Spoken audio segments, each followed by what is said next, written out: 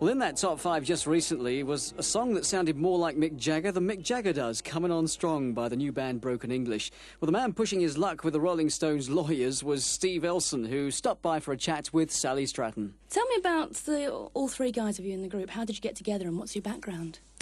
Well, we've all known each other for, about 4 or 5 years, and we've played with each other on various occasions, either in the studio doing sessions for people. We've played in a couple of bands together, but nothing that we held together. And we've been on records that have been out before, but I mean, none of us have been the artist. We've been involved in it, but so this is a really exciting moment for everyone. And where did the name come from? Well, it sounds contrived now, but the actual thought was we were all broke and English, and I've often been accused of talking badly. I'm trying to talk much more properly now because we're on the air. So I thought, well, broken English, and I liked the international sound of it because it had English in the title, and people seem to like it. Do you think you're very much English in your style? You're English rockers? Yeah, I do. I think we're South London, brash English rock and rollers, exactly as you said then. Not sounding a little bit unlike a certain Mr. Jagger? This has been pointed out. Yeah, I can't believe how much like me he sounds. Have you actually got any feedback from him yet on what he thinks about the record? Not directly. I've got a mate who works at CBS who, on good authority, said that he's heard it and is very amused by it and, in fact, likes the record, and so does Ronnie Wood. So I consider that quite an accolade.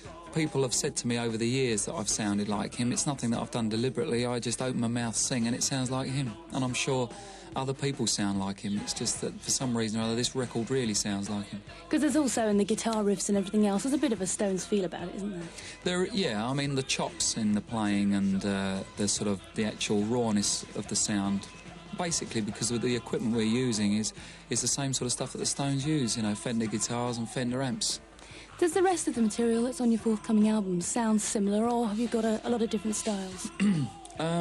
It's going to be quite varied from the songwriting point of view.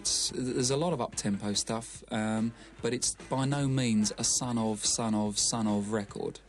I want to keep it mainly to guitars as opposed to lots of synths and gimmicks and stuff like that. Because that's what you know best, I suppose, all three of you being guitarists. Yeah. In fact, I mean, when you hear people like Jamie and Alan play, they're so different in their style that we don't need synthesizers to make it an interesting sound. It's there just by their playing, their inventiveness.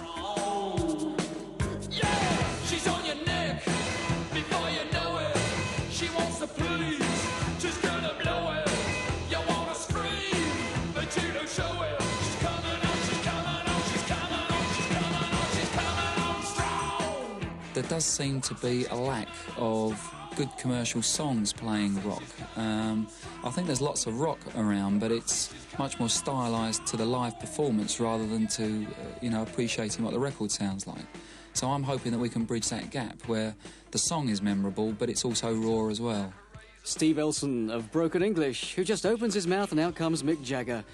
And Ron Wood, Bill Wyman, Charlie Watts and Keith Richard.